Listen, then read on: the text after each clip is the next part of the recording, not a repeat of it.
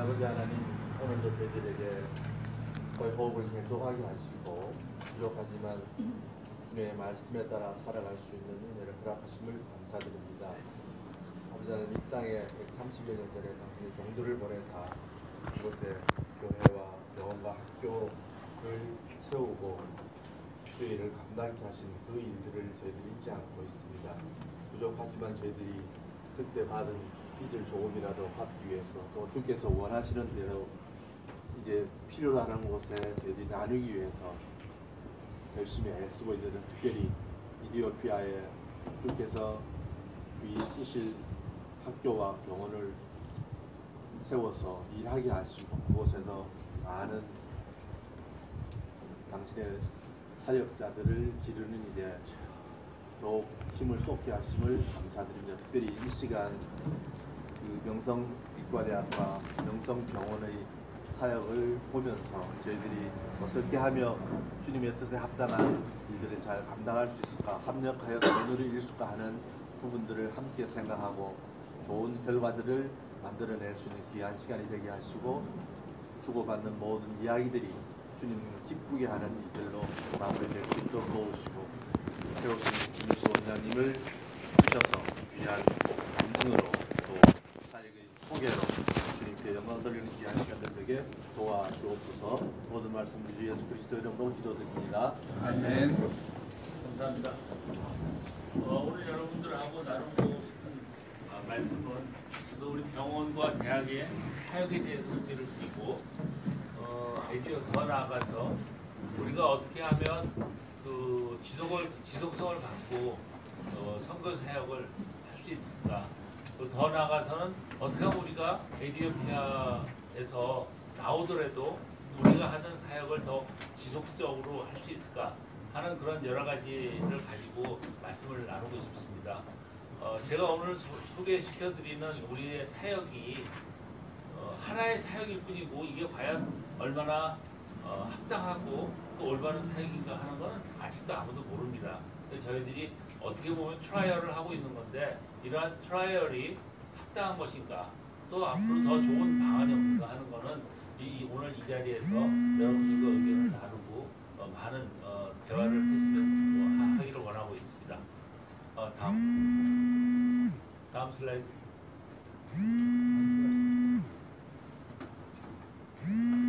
여기 보시는 바와 같이 에디오피아의 종교적인 분포 그리고 아프리카의 기독교 종교적인 분포에 대해서 말씀을 드리겠습니다. 에디오피아는 오르소독스라는 정교가 주로 있는 아주 강력한 기독교 국가입니다. 율법주의에 빠져 있는 그런 기독교 국가이고 또 그렇지만 요즘 새로이 무슬림들이 굉장히 많이 번창하고 있는 그런 국가입니다.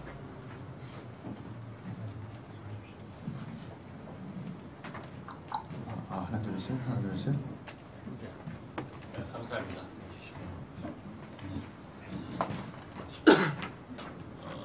과거에 저희가 1995년도에 에디오피아에서 사역을 처음 시작했는데 그때는 오르소독스가 80%, 개신교 10%, 무슬림 10%였습니다. 그거에 비하면 무슬림이 얼마나 많이 급격히 성장했는지를 여러분들이 보실 수 있습니다. 두 번째 옆에 있는 사진은 그 도표는 빨간 것이 기독교고 회색은 무슬림입니다. 보시는 바와 같이 볼로 혹처럼 튀어나온 곳이 있는데 그것이 에디오피아입니다. 에디오피아는 그 오르소독스란 그 율법주의적 그 기독교가 번창하고 있기 때문에 무슬림들이 내려오는 것을 아주 강력히 저지를 하고 있습니다. 그렇지만 그 밑에 있는 국가들 케냐, 루안다, 탄자니아, 말라위 이런 국가들이 기독교 국가이긴 하지만 사실은 정체성이 그렇게 강한 나라들은 아닙니다. 그래서 만약에 에디오피아가 무너진다면 그 밑에 있는 기독교 국가들도 무슬림화되기는 굉장히 쉬운 순식간에 될 거라고 생각을 합니다. 그래서 에디오피아가 얼마나 그 무슬림 선교에 중요한 역할을 하고 있는지는 이 도표를 보고 아실 수 있을 것입니다. 다음. 에디오피아는 굉장히 어려운 국가입니다. 그리고 다양성이 있는 국가입니다. 제일 위에 있는 사진은 같이 이렇게 원시 부족들이 아직도 많이 있는 곳이고요. 또그 밑에 있는 거 저렇게 더러운 물을 길어다 먹는 사람들도 아직 많습니다. 그것도 뭐 가까운 데가 아니고 수십 킬로씩 가서 길어와야 되고요. 또 오른쪽은 아디스아바바 사진입니다. 저렇게 여자들의 노동력이 착취되어 가고 있는 곳이 또 에티오피아입니다. 저 무게가 한 60kg 됩니다. 우리가 어른 장정도 저거 짊어지고 일어서지 못합니다. 저거를 하루에 한 10kg씩 짊어지고 와서 벌어가는 돈은 몇천 원에 불과합니다. 다음, 에티오피아는 과거 6.25 때 우리나라에 와서 도와준 나라이죠. 그건 뭐 여러분들이 잘 아실 겁니다. 그리고 그거를 되갚아주고 기념하기 위해서 우리가 에티오피아에 병원을 설립한 것도 사실입니다. 다음, 여러 가지 말씀을 나누기 전에 에티오피아의 보건의료 환경에 대해서 설명을 해드리겠습니다. 다음, 에티오피아는 총 인구가 1억입니다. 우리나라에 비해서 2004년도에는 5,700만이었습니다. 그러니까 13년 만에 인구가 저렇게 급속도로 증가했습니다. 그러니까 인구가 1억이라는 숫자보다 그 짧은 기간 동안에 인구가 많이 증가했다는 것이 더 큰 문제입니다. 왜냐하면 에티오피아의 84%가 농업인구고요. 농업인구는 땅을 기초로 바탕으로 생활을 하는 사람들입니다. 그래서 그 사이에 인구가 거의 배가 됐다는 얘기는 농부 한 명이 갖고 있는 땅이 반으로 줄었다는 거하고 똑같은 의미를 갖고 있습니다. 그래서 지방에 내려가서 농촌의 생활이 옛날에 비해서 굉장히 많이 피폐해졌고요. 과거에는 농사를 지으려고 생각도 안 했던 땅들도 다 개발해서 짓고 있습니다. 그래서 북한이 가져왔던 그 잘못된 정책, 그 다락밭을 만드는 바람에 오히려 하천이 막히고 범람하고 이랬던 것들이 이제 에티오피아에서 똑같이 반복이 되고 있습니다. 모성 사망률은 590명에서 350명으로 줄었습니다. 신생아 사망률도 100명에서 50명으로 줄었고요. 평균 수명도 40대에서 50대로 늘었습니다. 60대로 늘었습니다. 출산율은 뭐 큰 변동이 없고 저체중아 비율이 아직도 25%입니다. 5세 미만 아동 중에 저체중아 비율이 25%씩이나 되고 반면에 성인의 비만율은 3%밖에는 되지는 않습니다. 인구 의사의 비율은 0.06명입니다. 아마 아프리카에서 제일 낮은 비율을 갖고 있습니다. 1년에 1,300명이나 의사가 배출이 됩니다. 어마어마한 숫자가 배출이 되는데도 저거는 13년 전이나 지금이나 똑같습니다. 그 이유는 그만큼 인구가 더 많이 늘어났기 때문에 그렇습니다. HIV 유병률은 굉장히 많이 기록적으로 떨어져서 지금 1.1%밖에 되지는 않습니다. 아마 아프리카에서 제일 낮은 숫자를 보여주는데 그 이유는 미국에서 15년 동안 어마어마한 돈을 들여서 노력을 했습니다. 1년에 5억 달러씩 해서 15년을 75억 달러를 사용을 한 결과 HIV 유병률이 이렇게 떨어졌습니다.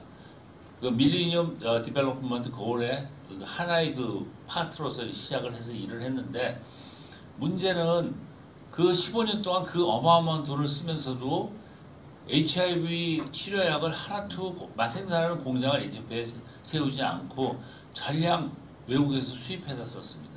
검사하는 레피드 시약이라든지 치료하는 약이라든지 외국에서 전량 수입해서 쓰는 바람에 지금 프로젝트가 끝난 이 시점에는 에티오피아에 남아있는 게 하나도 없습니다. 비근한 예로 올 초에 HIV 레피드 시약이 떨어져서 한 6개월 동안 검사를 못했습니다. 이러한 것들이 어떻게 보면 그 소위 말하는 선진국들이 아프리카에 취하고 있는 하나의 경제 식민지 정책의 일환이 아닌가라고 나쁘게도 생각을 할 수가 있습니다. 의료비 지출 GDP 같은 경우도 굉장히 낮은 호전을 나타내고 있습니다. 다음 슬라이드. 예. 5세 미만 아동이 1년에 약 47만 명의 아이들이 각종 질병으로 죽습니다. 그렇지만 보시는 바와 같이 그 원인이 폐렴, 말라리아, 설사, 홍역 이런 것들로 대부분 사망을 합니다. 그래서 이런 아이들한테 적절한 의료 혜택을 부여를 하면 약 37만 명 아이들을 살릴 수 있다는 것이 연구 결과입니다.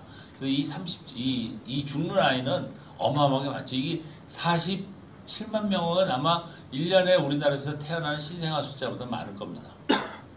다음.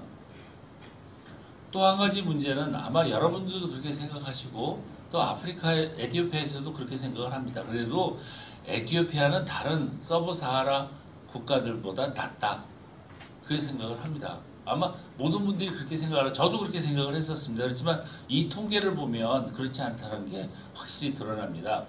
이 5세 미만 아동 사망률을 볼 것 같으면 에티오피아보다 못하다고 생각하고 있는 탄자니아, 루안다, 리소토, 카메룬, 말라위 이런 나라들의 5세 미만 아동 사망률이 에티오피아보다 훨씬 적습니다. 그래서 이게 무엇을 의미하냐 하면 사실 내가 얼마나 못한지를 알아야만 발전하려고 노력을 하는데 그렇지 못하다는 게 가장 큰 문제 중에 하나입니다. 다음.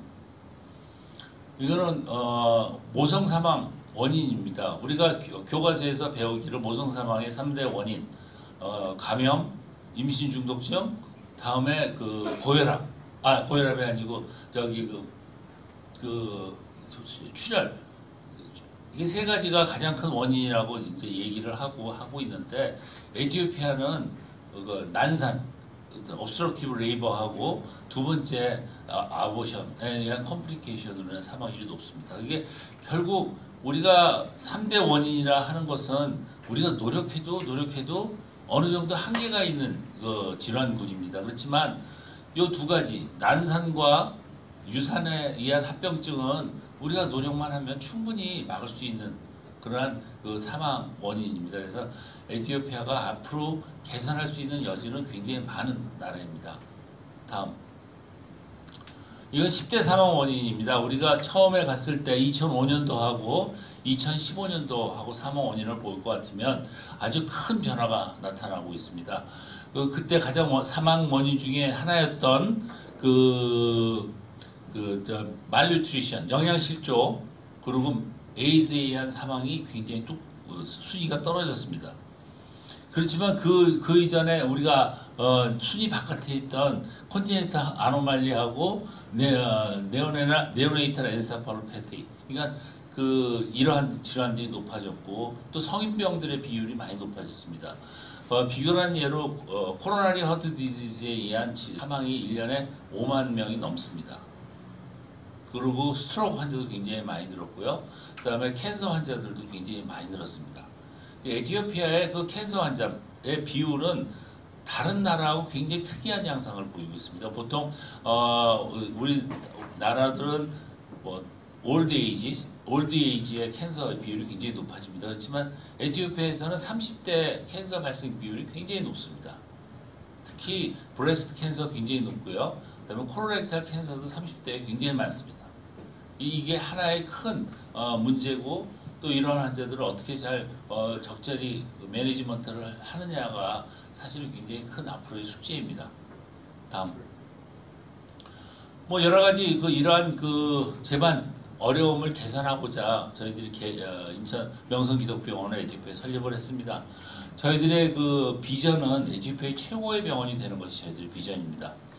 최고의 병원이 돼서 에티오피아의 모델 병원이 되고 모델 병원이 됨으로써 에티오피아에 있는 다른 병원들이 우리 병원을 보고 쫓아와서 동반 같이 발전하는 것이 저희들의 비전입니다. 우리들이 좀 더 우리 처지를 개선을 하고 발전을 하고 싶어도 어떠한 거 본 것이 있어야만 우리가 발전을 할 수 있는데 에티오피아에서는 여태까지 그런 게 없었습니다. 저희들이 처음 2004년도에 들어갔을 때 CT를 갖고 있는 병원이 하나도 없었습니다. 그리고 엑스레이도 초음파도 그런 거 없는 병원이 굉장히 많았어요. 그냥 환자 오면 문진하고 촉진하고 그다음에 처방해주고 그게 끝이었는데 우리가 들어가서 CT도 가져가고 엑스레이도 가져가고 또 초음파도 가져가고 그러면서 운영을 하다 보니까 저걸 쓰니까 편하거든요. 첫째. 두 번째는 가만 보니까 저런 걸 하면서 돈을 번단 말이에요. 그게 비즈니스 모델이 돼요. 그러니까 다른 병원들도 지금 CT, MRI, 그다음에 NGO 다 설치를 하는 병원들이 많아졌습니다. 그래서 그러한 것들이 비즈니스가 된다 하더라도 그러한 병원을 운영함으로써 전체적인 의료 환경이 개선되고 있는 것은 사실입니다. 두 번째는 우리가 저희들이 진료만 하는 게 아니라 세브란스 병원처럼 진료와 교육을 같이 함으로써 장차 에티오피아에 훌륭한 인재를 양성하는 것들이 저희들의 비전입니다. 저희들은 사명을 의료 혜택을 받지 못하는 사람들에게 최신의 의료 서비스를 제공함으로써 하나님의 사랑을 보여주는 것입니다. 하나님의 사랑을 보여주는 것이지 사실 강요는 하지 않습니다. 그걸 받아들이고 안 받아들이고 또 그 사람으로 하여금 하나님의 사랑을 받아들이게 하시는 것, 그건 하나님의 몫이라고 생각을 하고 저희들은 단지 그냥 보여주는 대로만 그치고 있습니다. 두 번째는 우리의 앞으로 할 일은 아까도 말씀드렸듯이 훌륭한 에티오피아의 의료 지도자들을 양성하는 것. 또 또 그들로 하여금 장차 에티오피아에 있는 우리 MCM 병원을 이끌어 나가고 또 이끌어 나갈 뿐만 아니라 지속적으로 자립을 하게 하는 것, 이런 것들이 저희들의 그 할 일이라고 생각을 하고 노력을 하고 있습니다. 다음 슬라이드. 에티오피아에 우리 병원을 설립한 이유, 그래서 모든 분들이 여쭤보는 질문입니다. 그래서 이번 기회에 말씀드리겠습니다. 첫 번째, 아까도 말씀드렸듯이 에티오피아 국민들에게 예수님의 사랑을 보여주기 위해서 갔습니다. 두 번째는 130년 전에 많은 선교사님들이 우리나라에 들어오셔서 헌신하셨습니다. 목숨까지, 생명까지도 바쳐하시면서 헌신하면서 우리들을 치료해줬고 교육해줬고 또 복음을 전해주셨습니다. 그러한 그분들의 헌신을 바탕으로 사실 우리가 지금 이렇게 부흥 발전을 했고 또 복음을 들고 다른 종족한테 나가서 전파하려고 노력하는 게 다들 그분들의 수고와 헌신이었다고 생각합니다. 그래서 그분들의 헌신을 조금이라도 되갚아드리고자 이제 저희들이 준비를 했고요. 세 번째는 한국전 당시에 에티오피아 군인들이 우리나라에 와서 많이 싸우고 돌아가시고 다쳤습니다. 그래서 그분들에 대한 헌신을 갚아주기 위해서. 그리고 네 번째는 에티오피아 정부로부터 아주 강력한 요청이 있었습니다. 이것이 굉장히 지금 우리 병원이 지금까지 이렇게 발전하게 된 가장 큰 원동력 중에 하나라고 생각을 합니다. 보통 우리가 코이카라든지 코피 이런 데서 프로젝트를 만들면 우리가 만듭니다. 에티오피아의 뜻하고 상관없이 만들 경우도 많습니다. 그래서 이러한 프로그램을 디자인해서 정부에 가서 상대국에 가서 이러한 프로젝트를 수행할 테니까 너희들이 승낙을 해달라. 거꾸로 가는 경우가 많죠. 그렇지만 저희들은 에티오피아 정부에서 저희들한테 먼저 부탁을 했기 때문에 우리가 가는 대신에 이런 거를 해달라는 전제 조건을 저희들이 달 수 있었습니다. 그래서 전제 조건이 뭐였냐면, 첫째는 저희들이 건축을 하기 위해서 가져가는 건축 자재, 또 병원에 위해서 가져가는 모든 의료 장비, 이것들은 다 무관세로 들어갈 수가 있습니다. 그리고 두 번째는 그 의료 물품이나 약품들, 에티오피아 보통 우리가 가져가려면 그 상대국에 등록이 되어 있어야 되는데 저희들은 등록이 안 돼 있어도 우리 병원에 필요한 약을 직접 수입해서 우리 병원 이름으로 직접 수입을 할 수가 있습니다. 세 번째는 라이센스 제도입니다. 그래서 병원에 에티오피아 정부의 서류 심사만 받고 라이센스를 받을 수 있도록 그것도 했습니다. 그런 것들이 이루어졌기 때문에 사실 우리 병원 지금 현재 운영하는데 상당히 많은 큰 도움을 받고 있습니다. 우리 병원 운영은 처음에 시작할 때 여러 가지 형태를 고려를 했습니다. 사실은 저희들은 non-profit organization, 비영리 법인으로 시작을 하고 싶었습니다. 그렇지만 에티오피아의 법상 non-profit organization이라는 카테고리가 빠져 있습니다. 그러니까 개인이 할 수 있는 병원은 NGO 호스피탈 아니면 프라이빗 호스피탈밖에 없습니다. 근데 아시다시피 NGO 호스피탈을 하게 되면 사실 어려운 점이 상당히 많습니다. 병원을 발전시키는데 굉장히 어려움이 있고요. 왜냐하면 환자들한테 돈을 받기 어렵습니다. 굉장히 작은, 정부에서 정해주는 작은 돈을 받을 수가 없어요. 그건 다 원가 이하거든요. 그렇다면 만약에 CBC 기계를 하나, 콜터 카운터를 하나 설치를 했다. 그러면 그거 기계를 돌림으로써 예산을 더 많이 잡아먹게 되죠. 돈을 더 많이 쓰게 됩니다.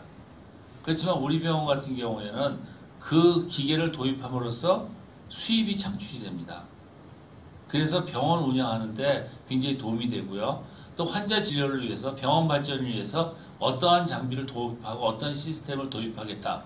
그러면 저희들은 금방 결정을 하고 도입을 할 수가 있습니다. 왜냐하면 그것이 인컴 제너레이션을 하기 때문입니다. 그래서 프라이빗 허스피탈로 시작을 했고 프라이빗 허스피탈로 시작했지만 저희들이 운영 자체는 철저하게 non-profit organization을 합니다. 병원을 운영을 해서 이익이 나오면 그 이익을 저희들이 가져가는 것이 아니라 병원을 위해서 재사용을 하고 두 번째는 어려운 환자들이 있으면 그 진료비를 그 프로핏에서 지원을 해드립니다. 그리고 저희는 대학 부속병원이고 또 체리티 사업을 하고 있는 병원입니다. 에티오피아 법에 체리티를 할 수가 없습니다. 개인 병원은. 그래서 만약에 가령 환자 A라는 환자의 진료비 3,000달러를 지원해줬다. 그럼 3,000달러를 병원에서 수입을 못 받았지만 그걸 수입으로 간주하고 3,000달러에 대한 소득세를 내야 됩니다. 이게 어떻게 보면은 환자 도와주는 게 이중으로 병원에 부담이 되는 건 사실이지만 저희들이 그 non-profit organization 그리고 체리티 미션 호스피탈을 운영하기 위해서 하고 있습니다. 이러한 체리티는 철저하게 두 가지 목적으로 운영이 되고자 노력을 합니다. 첫째는 선교하고 연결이 돼야지 그냥 환자 도와주고 나면 진짜가 체리티에 불과합니다. 체리티에 불과하다면 저희들이 선교병원이라고 얘기할 필요가 없겠죠. 그래서 저희 같은 경우에는 그 소셜 워커를 그 선교부 차플린 오피스 산하에 설치를 했습니다. 그래서 저희들이 환자가 와서 이 사람이 도움이 필요하다고 의사가 판단을 하면 그 체리티 서포트 커뮤니티에 그 어플라이를 합니다. 그 어플라이는 아까 말씀드린 선교부 산하 소셜 워커에 가고요.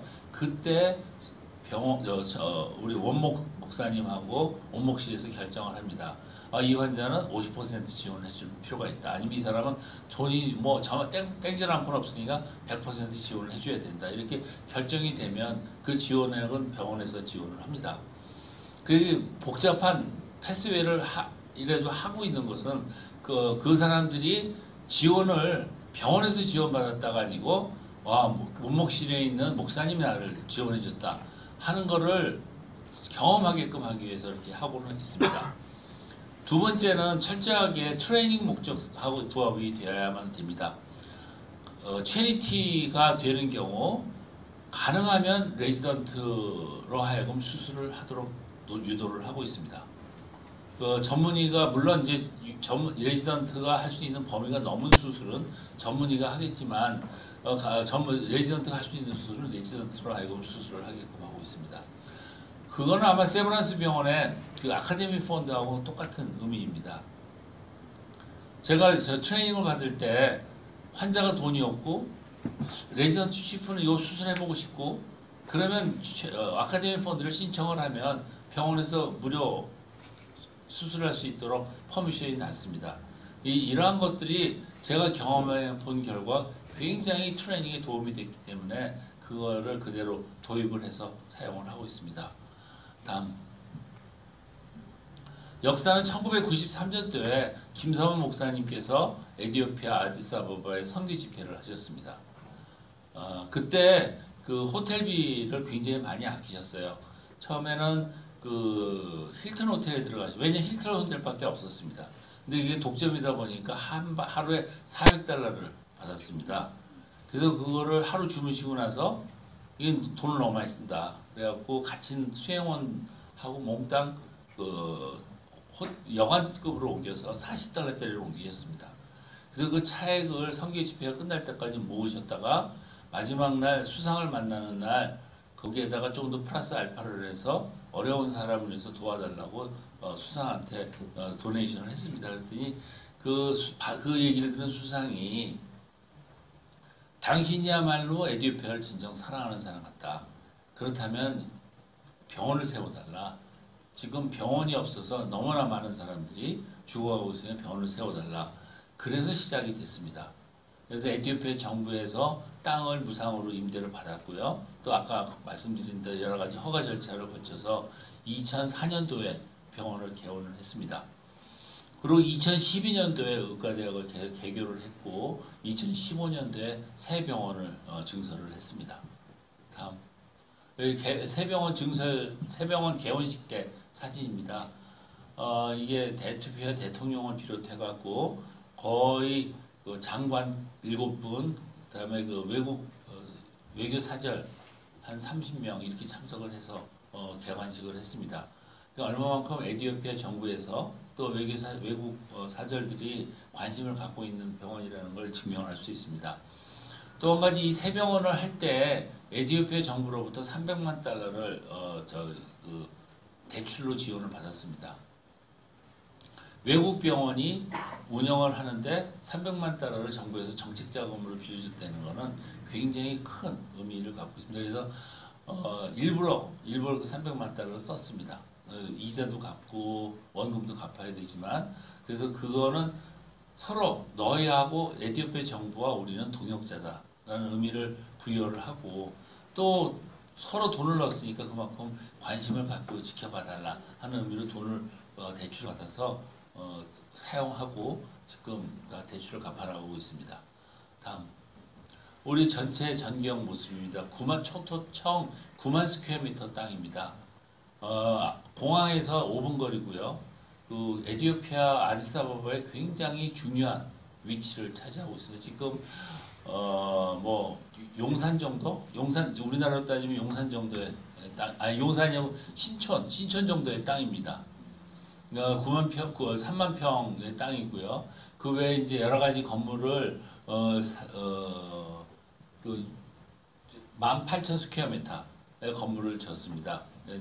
저희 새로 지은 병원, 그다음에 대학교, 교회, 그리고 숙소동에서 운영을 하고 있습니다. 다음 우리 병원 진료과는 총 17개 진료과가 있습니다. 그 중에서 외과계가 굉장히 강한 장점을 보이고 있습니다. 개발도상 국가에서는 외과가 강합니다. 우리나라도 과거에 그랬듯이 외과가 강하고요. 또 반면에 우리 세부 전공이 좀 몇 군데 되어 있습니다. 위장내과, 신장내과, 혈관내과 이게 세 개의 서브 스페셜리티가 있고요.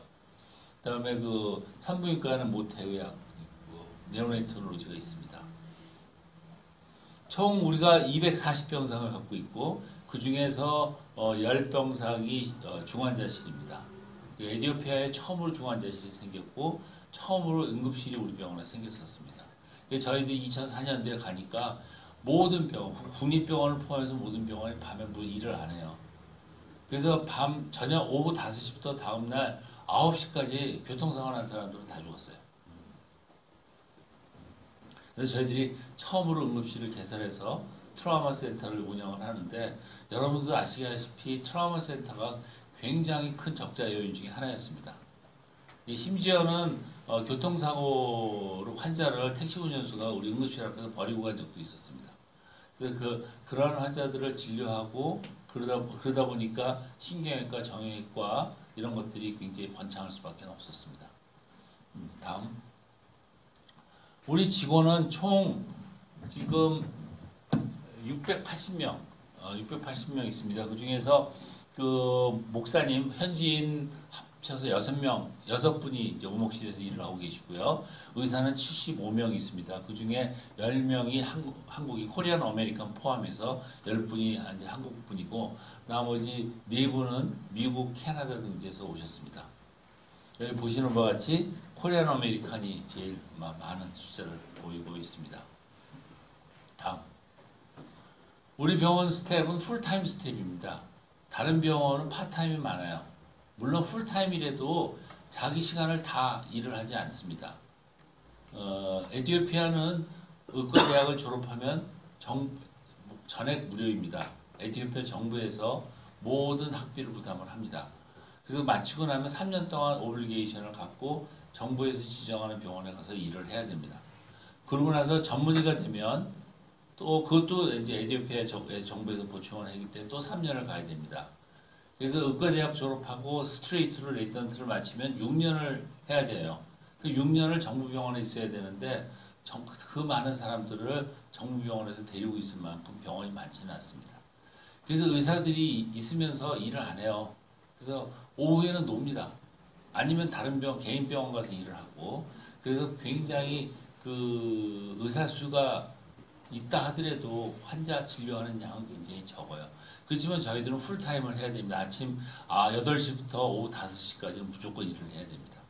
그리고 샐러리가 저희들은 고정되어 있습니다. 그 에듀케이셔널 백그라운드나 또 익스페리언스에 따라서 물론 차등이 있긴 하지만 고정급이고,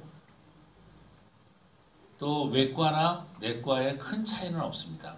그렇지만 요즘 이제 올해부터 인센티브를 좀 주기 시작했습니다. 인센티브 주기 시작했더니 환자가 무지하게 많이 늘었습니다.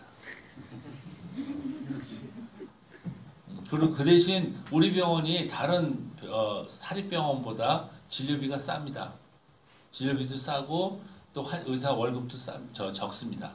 그래도 우리 병원에 있으려고 있는 이유는 저희들이 이제 그 트레이닝을 받을 수 있는 기회를 제공을 합니다.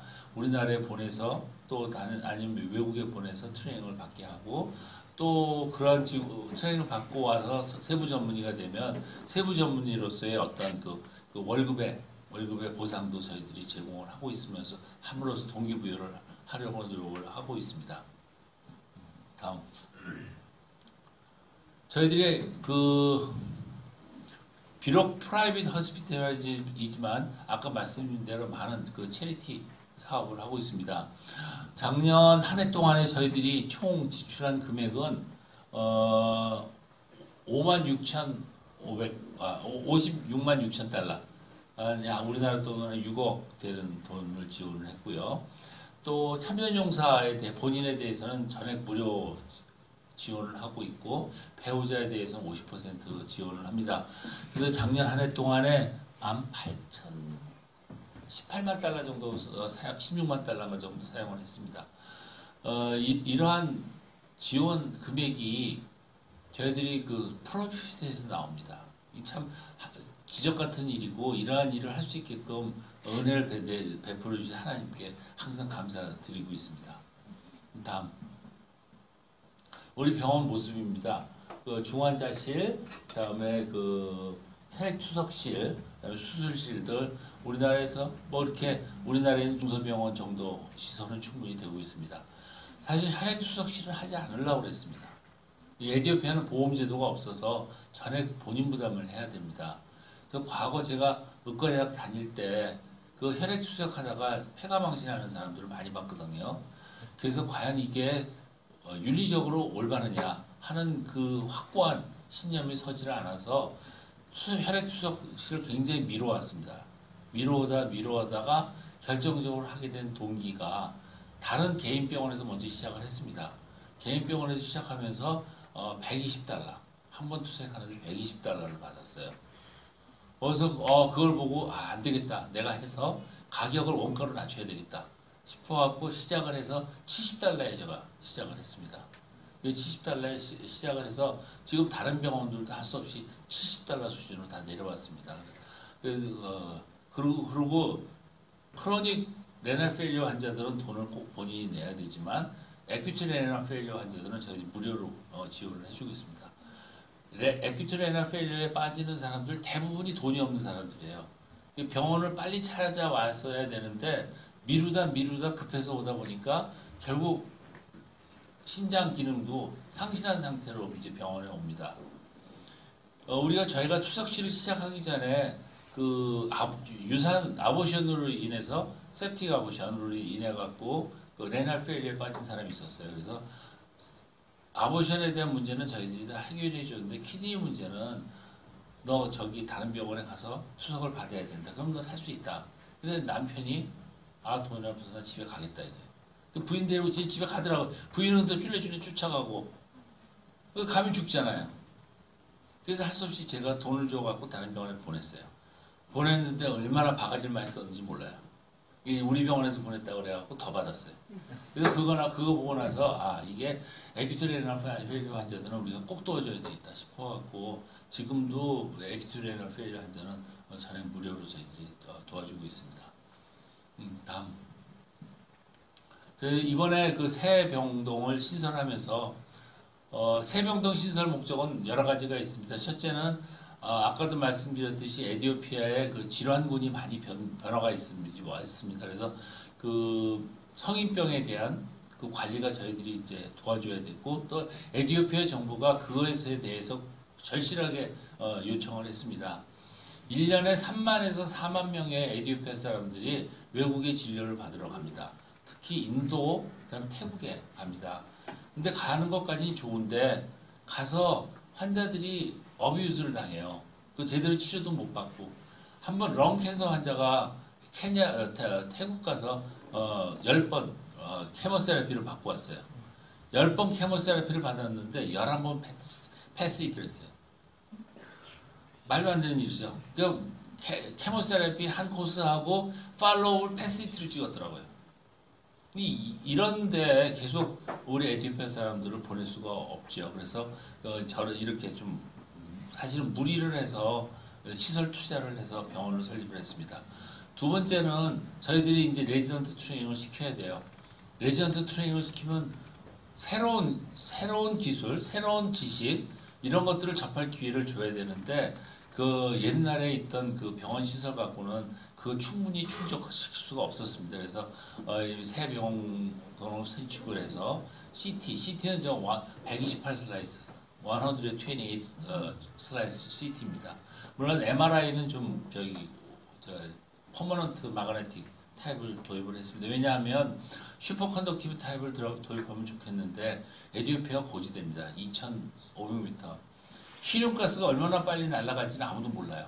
설치를 안 해봤기 때문에. 아시다시피 힐륨가스 날아가면 그걸 보충해 주는데 굉장히 돈도 많이 들고 힘도 많이 듭니다. 그래서 일단은 남 하는 거 보고 하자. 그래서 퍼머넌트 마그네틱 타입을 도입을 했습니다.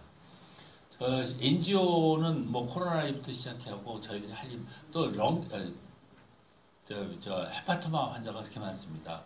옛날에 우리나라 HBS, 헤파타이티스 B 인펙션이 많아갖고 그 환자들이 결국 헤파토셀룰러 카시노마가 되듯이 거기 무지하게 많습니다. 그래서 그 환자들 케모 엠볼라이제이션 시키기 위해 치료도 굉장히 필요합니다. 그래서 저 NGO는 콤비네이션 타입입니다. 심장도 할 수 있고 페리페럴도 할 수 있는 장비로 도입을 해서 설치를 했습니다. 그래서 에티오피아는 그 NGO를 만질 줄 아는 의사가 한 명도 없습니다.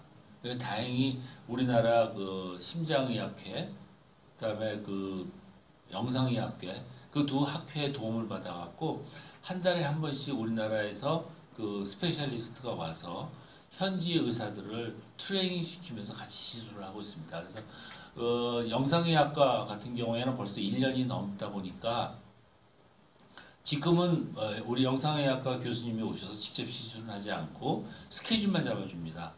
이번 케이스는 네가 오퍼레이트하고 네가 어시스트하고 다음 케이스는 누가 하고 어사인을 해주고 뒤에서 슈퍼바이저만 합니다. 슈퍼바이저 하다가 혹시 어려움이 있으면 그때 직접 들어가서 시술을 하고 이러한 것들을 하다 보니까 생각보다 굉장히 빨리 진전이 되고 있습니다. 만약에 우리 이 에티오피아 사람을 우리나라에 보냈다면 1년이 지나도록 아마 어깨너머로 구경밖에 못했을 겁니다. 그렇지만 에티오피아에서 현지인을 대상으로 시술을 하다 보니까 습득하는 속도가 러닝 커브가 굉장히 빠릅니다. 다음. 이거는 우리 소각로하고 폐수 정화 장치입니다. 에티오피아에는 이러한 게 강제 규정은 없었어요. 그렇지만 아까도 말씀드린 바와 같이 우리가 에티오피아 내 모델 병원이 되고자 하는 그런 욕망이 있었기 때문에 이걸 설치를 했습니다. 돈 무지하게 들었습니다. 그렇지만 이걸 운영을 함으로써 에티오피아의 환경을 조금이라도 보호를 하고 있습니다. 그러다 보니까 이번에 그 에티오피아의 규정이 바뀌어서 소각로는 에티오피아 모든 병원이 의무적으로 설치해야 될 항목으로 새로 추가가 됐습니다. 그래서 우리 병원에 설치해 줬던 그 고려소각로인데 고려소각로 그 회사가 아주 에듀협에서는 대박을 맞았습니다. 다음. 저희들이 이제 무료로 시술해 준 환자들입니다. 이게 갑상선 심플 고이터 환자입니다. 에디오피아가 내륙 국가에 있고 또 율법적으로 그 오르소독스의 율법, 그다음 무슬림의 율법에 의해서 바다 생선들이나 바다 각각류를 먹지를 않습니다. 그래서 아요다인 결핍이 굉장히 심해지는 바람에 저렇게 심플 고이터가 커지는 환자들이 있습니다. 지금은 그래도 에티오피아 정부가 모든 소금에 인공적으로 요오드를 넣게끔 하고 난 다음부터는 고이터 환자는 많이 줄었습니다. 다음. 이거 다리 기형 환자인데 아마 오스테오제네시스 임퍼펙트가 아니었나 싶습니다. 그래서 이거 시술을 해서 다리를 반듯하게 펴주세요. 저 여자는 생전 처음 엉덩이 붙이고 의자에 앉아봤습니다. 다음. 저희들이 이제 2015년도에 우리나라 코피 국제보건의료재단과 협력을 해서 심장병 치료를 위한 트레이닝을 시작을 했습니다. 그것도 아까 말씀드린 대로 샌드위치 프로그램을 만들었어요. 우리나라 의사들을 우리나라에 보내서 트레이닝을 받게 하는 게 아니고 일정 기간 트레이닝을 받으면 그 트레이너하고 트레이니가 다 같이 에듀페아로 와서 1대1로 매칭이 돼서 수술을 합니다. 의사도 있고요, 오퍼레이터도 있고, 마취사, 아네스테지올로지스트, 그다음에 울트라사 초음파를 할 수 있는 카디올로지스트, 그다음에 그 퍼퓨저니스트 뭐 이런 분들이 다 1대1로 매칭이 돼서 트레이닝을 시켜서 12명의 컨제니탈 하트 아노말리를 성공적으로 시술을 했습니다. 근데 1년이 지나고 우리 병원이 기독교 교회가 운영하고 있는 개인 병원이다. 그래갖고 그 프로그램이 갑자기 중지돼 버렸습니다. 중지되는 바람에 이거 시술하려고 준비해놨던 그 심폐기, 체외 심폐기라든지 뭐 쿨러, 뭐 여러 가지 장비들이 지금 창고에서 놀고 있습니다. 그래서 우리나라 정부도 좀 이렇게 전향적으로 좀 생각을 바꾸는 그런 것들이 필요하다고 생각을 합니다. 그래서 굉장히 아쉬운 하나의 그 실패 사례입니다. 다음. 저희들이 그동안 이러한 여러 가지 활동을 하면서 에티오피아 의사들을 트레이닝 시키려고 노력을 많이 했습니다. 우리나라에 보내서 트레이닝을 많이 시켜봤는데 우리나라 트레이닝 받고 돌아오면 확실히 모든 실력이 좋아집니다. 뭐 내시경도 할 수 없던 사람들이 엔도스코프도 하고 복강경 수술도 하고 뭐 이러는데 문제는 기본적으로 의사들이 가져야 될 기본 소양, 환자를 생각하고 환자를 사랑하고 그 환자의 치료를 위해서 더욱더 노력해야 되는 그런 마음가짐은 전혀 바뀌지는 않았어요. 그냥 환자는 환자고 나는 저 환자를 치료함으로써 돈을 벌고 하는 그런 그 아주 그 말초적인 그 생각은 전혀 바뀌지는 않았습니다. 그래서 이 사람들을 트레이닝 시켜봐야 물론 에티오피아 사람들을 새로운 기술로 치료해주는 도움은 되겠지만 에티오피아의 보건 환경을 바꾸는 데는 한계가 있다는 걸 절실히 깨달았습니다. 그래서 의과대학을 설립을 했습니다. 의과대학을 설립을 해서 19살을 뽑아서 그때부터 예수님의 사랑 안에서 복음 믿음 안에서 양육을 하면 달라질 것이다 라고 생각을 하고 이제 시작을 했죠. 근데 물론 이제 모든 학생들이 다 바뀌지는 않습니다. 그거는 이룰 수 없는 욕심이고 그래서 제가 갖고 있는 소망은 30명 입학한 학생 중에서 적어도 5명만이라도 아니면 3명만이라도 정말 하나님의 진정한 제자로 양성을 했으면 하는 게 제 소원이고 기도 제목입니다. 다음. 그 예수님 사랑, 우리의 그 미션은 예수님 사랑 안에서 에티오피아의 진정한 서번트 리더들을 만드는 것이 저희들의 목적입니다. 다음. 우리 학교는 그렇게 큰 학교는 아닙니다. 단과대학입니다. 의과대학 하나만 있는 단과대학으로 큰 대학은 아니지만 뭐 강당이라든지 교실, 도서실, 실험실 이런 것들을 그 나름대로 알차게 준비해서 하고 있습니다. 이번에 그 교회에서 또 지원을 해주셔서 도서관하고 기숙사는 새로 건축 중에 있습니다. 그래서 건축이 완성이 되면 상당히 큰 교육에 도움이 될 거라고 생각을 합니다. 다음. 우리 학생들입니다. 우리 제일 아시다시피 졸업반은 지금 굉장히 적습니다. 의과대학 특성상 낙제하고 퇴학이 많습니다. 저희는 아주 스트릭트하게, 특히 첫 학년은 굉장히 스트릭트하게 했습니다. 그래서 물론 애들이 좀 희생도 많이 당했지만 그걸로 인해서 우리 의과대학이 그 공부하는 학교로 확고하게 자리 잡았습니다. 애들하고 심지어는 어떤 정도냐면 애들한테 강의를 하다 보면 예습해갖고 들어온 학생들이 꽤 많아요. 나 의과대학 학생 중에서 예습하고 들어오는 학생 처음 봤습니다. 그래서 강의하는 도중에 어느 정도 대화가 돼요. 이게 얼마나 기적 같은 일인지 모르겠습니다. 그래서 그런지 애들이 참 공부도 열심히 하고 우수합니다. 다음. 저희들이 그 장학금을 주고 있습니다. 저희들은 1년에 2,500달러가 투션 피입니다. 1년에 2,500달러 투션 피가 뭐 굉장히 저렴한 투션 피긴 하지만 그래도 에티오피아 내에서는 부담하기 어려운 비용이 될 수는 있습니다.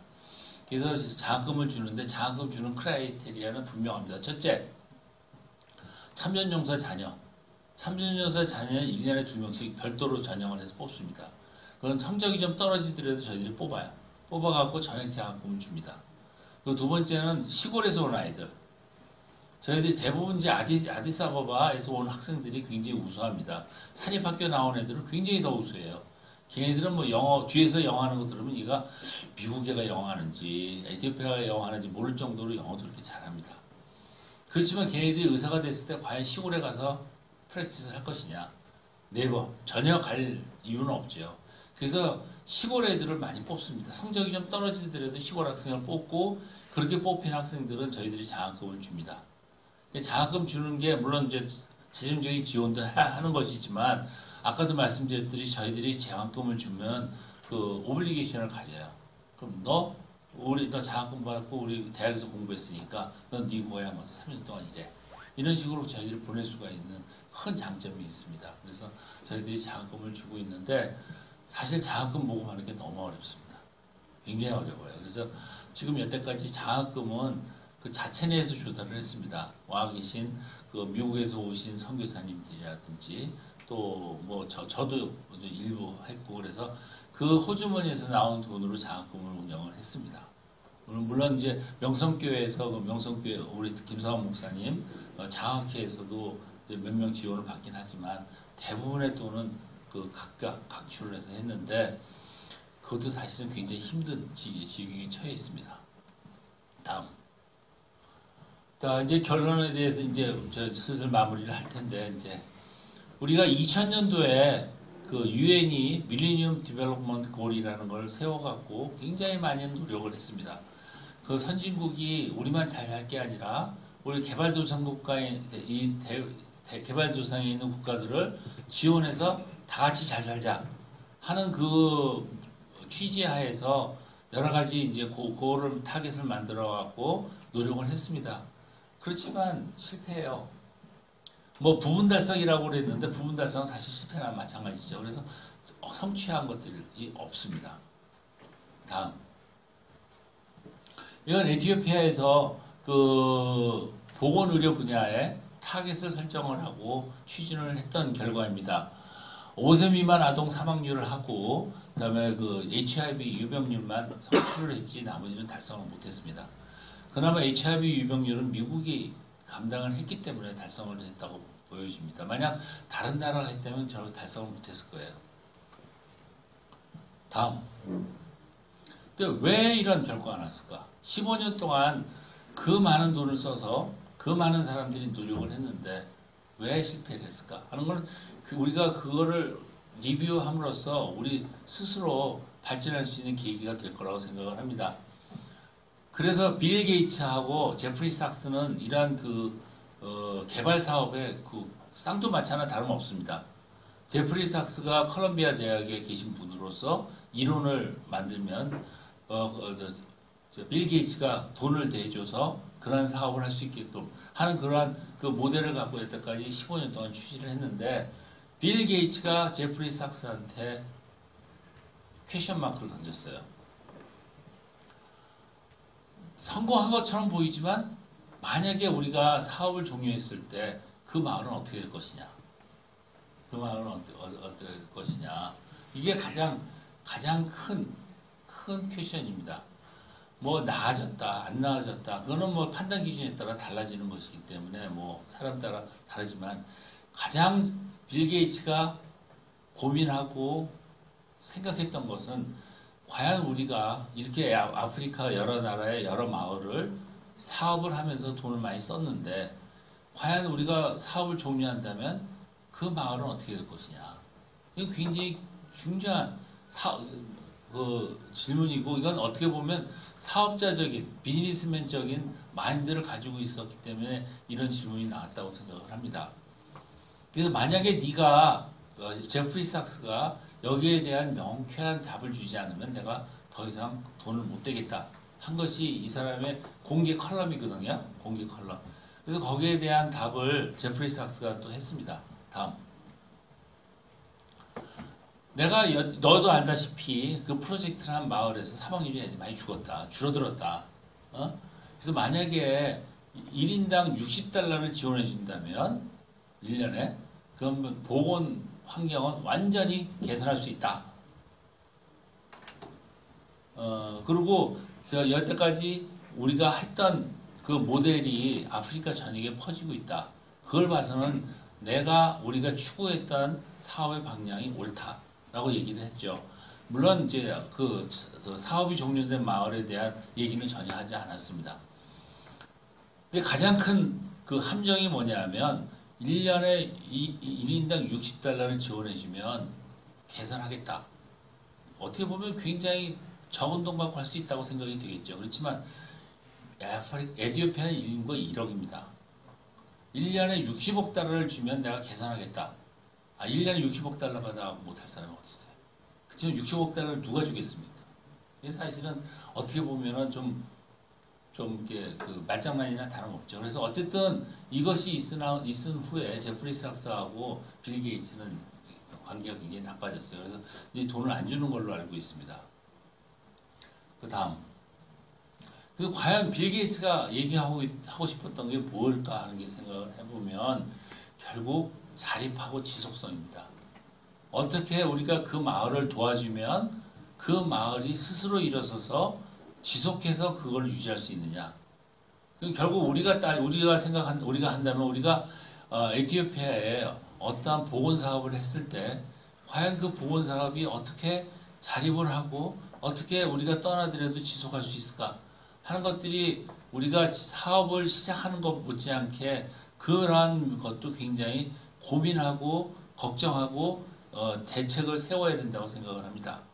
다음. 이 성교병원이죠. 모든 사람들이 잘 아는 알버트 슈바이처가 그 가복에 세우는 랑브레네 병원이죠. 지금 현재의 모습입니다. 어느 시골 동네에 있는 하나의 그 9호소 정도밖에 되지는 않습니다. 1913년도에 설립을 했죠. 그 다음 이건 케냐에 세운 그 아프리카 인랜드 미션에서 세운 키자베 병원입니다. 이 키자베 병원은 랑바레네 병원보다는 조금 수준이 낮지만 지금 수많은 의료 선교사들이 가서 사역을 하고 있습니다. 아직도. 만약에 그 선교사들이 빠지면 병원은 닫는 완전 그분들에 의해서 병원의 운명이 좌지우지되는 지금 그러한 상황입니다. 키자베 병원 다음. 키자베 병원도 마찬가지입니다. 키자베 병원도 그렇다면 반면에 우리나라에 세웠던 여러 가지 선교병원들, 제중원부터 시작해서 이화대학교 병원, 그다음에 평양에 세웠던 호울병원, 그다음에 세브란스 의과대학 병원, 예수병원, 동산병원, 그다음에 광주기독병원, 안동성수병원들 이러한 병원들은 우리가 아프리카에서 봤던 모델하고는 현재 굉장히 다른 모습들을 보이고 있습니다. 다음 이 병원 모습들이죠. 아까 보셨던 그 사진하고는 전혀 다른 모습입니다. 다음 왜 이렇게 다른 결과가 나왔을까? 왜 130년 전에 똑같이 130년 전이고 130년 전인데 140년 전이고 뭐 저 100년 전인데 왜 우리나라 대한민국에 했던 의료 선교 사업은 이렇게 결과가 좋은 결과가 나왔는데 아프리카에 했던 거는 왜 아직도 적골인가 하는 거는 우리가 굉장히 주의 깊게 살펴보고 연구를 해야 된다고 생각을 합니다. 다음. 아니 뒤로 하나 예. 그래서 130년 전에 우리나라에 오셔서 선교사님들이 했던 거는 우리가 대한민국 이분들의 희생을 바탕으로 성장을 했습니다. 발전도 했고 또 그렇기 때문에 이분들이 했던 의료 선교 사업은 우리 선교의 모델이 될 수 있다고 생각을 하고 또 이분들이 했던 대로 우리가 쫓아간다면 우리도 성공할 수 있다 하는 것이 제 생각입니다. 그래서 그렇다면 그때 어떻게 하면 그때 성공을 했을까 하는 게 저는 그때 있던 네비우스 3대 원칙이 하나의 큰 모티베이션이 되지 않았나 생각을 합니다. 스스로 전도하고 스스로 치리하고 스스로 운영하는 것. 이것이 굉장히 중요하다고 생각을 합니다. 외국에 의존하지 않고 외부의 재원에 너무 의존하지 않고 하는 것이 굉장히 중요하다고 생각을 합니다. 그래서 중점 사역을 보면 교회는 제자 양육을 했고요. 학교는 지도자를 양성했고 병원은 치유 사역을 했습니다. 이러한 것들이 결국 함께 하모니를 이룸으로써 좋은 결과 그리고 지속이 가능한 사업을 할 수 있을 거라고 생각을 합니다. 다음. 자립과 지속성은 굉장히 중요합니다. 만약에 외부 지원에 의존하는 병원들은 얼마나 지원을 받느냐에 따라서 병원이 발전하느냐 발전하지 못하느냐로 갈려집니다. 만약 지원을 많이 받으면 뭐 엄청난 일을 할 수가 있죠. 그 대표적인 예로 에티오피아의 그 휘스툴라 호스피탈이라고 있습니다. 그러니까 휘스툴라만 치료하는 병원이에요. 에티오피아뿐만 아니라 다른 아프리카 국가도 마찬가지겠지만 10대에 강제 결혼을 합니다. 그리고 또 여자애들에 대해서는 밥을 잘 안 줍니다. 어렸을 때. 밥이 있으면 아들을 주지 딸은 안 줘요. 그러다 보니까 발육도 굉장히 낮아요. 저기 그 시골에 가보면 여자애들이 다 요만합니다. 또 그뿐만 아니고 어렸을 때도 걸음만 뛰기 시작하면 일을 해야 됩니다. 물 뒤기러 와야죠. 나무 뒤에 가야지. 애가 클 수 있는 여지가 없어요. 그런 애들을 10대에 데려다가 임신을 시켜버리니까 산도가 좁아서 아기를 못 낳아요. 그냥 집에서 병원도 못 가고 분만하다 결국 애는 죽고 그 애기는 그 죽으면 이제 빠져나오죠. 결국은 빠져나오고 나면 이제 휘스툴라가 생기는 거예요. 그런 환자들이 너무 많습니다. 에티오피아. 그래서 그것만 수술해주는 체리티 병원이 있어요. 근데 그 병원은 그 환자들이 얼마나 그 스토리가 절박합니까? 그래서 프로모션 하면은 돈이 엄청나게 들어옵니다. 그 병원은. 그래서 1년에 3,000건을 수술해 줍니다. 무료로. 근데 그런 병원은 결국 외부 지원이 많으니까 더욱더 번창을 합니다. 더욱더 번창. 지금 에티오피아 내에 5개 진료소를 설립을 했을 정도로 이렇게 번창을 합니다. 그렇지만 만약에 지원금을 받지 못한다면 그렇게 수술 못하죠. 3,000건 했던 게 2,000건이 되고 2,000건 했던 것이 1,000건으로 줄어들 수밖에 없습니다. 심지어는 외부 지원이 끊어진다면 병원을 닫아야 되는 그런 문제가 생길 수밖에 없죠. 그래서 그게 슈바이처 박사의 랑베르 병원의 가장 대표적인 예입니다. 슈바이처 박사가 액티브하게 일을 하면서 펀드를 많이 모을 때는 그 병원이 무지하게 번창을 했죠. 그렇지만 사후에 펀드를 못하니까 결국 병원이 저렇게 됐습니다. 그래서 외부에 지원한 병원의 문제점이 이러한 문제점입니다. 그래서 반면에 자립하는 병원은 외부의 지원에 의해서 병원의 운명이 결정되는 게 아니라 얼마만큼 운영을 잘하느냐. 그 내부적인 문제입니다. 외부적인 문제가 아니고. 그리고 병원에 필요한 투자를 하면 이 운영 수입에 직결이 되고요. 또 만약에 외부 지원이 비록 중단이 된다 하더라도 자립한다면 병원 운영을 계속할 수가 있습니다. 그래서 이게 자립하는 병원과 자립하지 않은 병원이 장래 지속성을 면에서 본다면 굉장히 큰 차이점이 있습니다. 다음. 자립하기 위한 조건. 자립하기 위한 조건이 그냥 아무렇게나 다 자립되는 건 아니죠. 첫째는 가장 중요한 거는 선교 현장에 맞는 명확한 선교 방향과 그리고 정책이 필요하다고 생각을 합니다. 그러니까 우리가 목표가 없으면은 갈 수가 없습니다. 그렇죠? 그냥 정확하게 우리가 목표를 설정을 해야 됩니다. 우리 병원은 우리 선교단체는 어떠한 목표를 향해서 어떻게 나가겠다 하는 그런 정확한 방향이 있고 그거를 이루기 위해서 노력하는 게 중요합니다. 그리고 운영의 독립이 필요합니다. 이게 결국 자주치이나 마찬가지죠. 그리고 예산의 독립, 자력 운영입니다. 명성기독병원 MCM은 명성교회에서 설립을 해주었습니다. 지금 병원 처음부터 개원 초기부터의 명확한 그 정책은 뭐냐면 교회에서 건물과 장비는 지원해주되 운영비는 MCM 에듀페에서 얻는 수입으로 운영하는 게 원칙입니다. 그래서 그 대신 병원 운영에 대한 자율권을 그 병원장에게 부여를 했습니다. 책임 경영을 하라는 얘기죠. 그 결과 이렇게 발전한 것이 그게 하나의 큰 요인이 아니었나 싶습니다. 그러니까 저 같은 경우 병원 운영이 잘 되도록 노력을 합니다.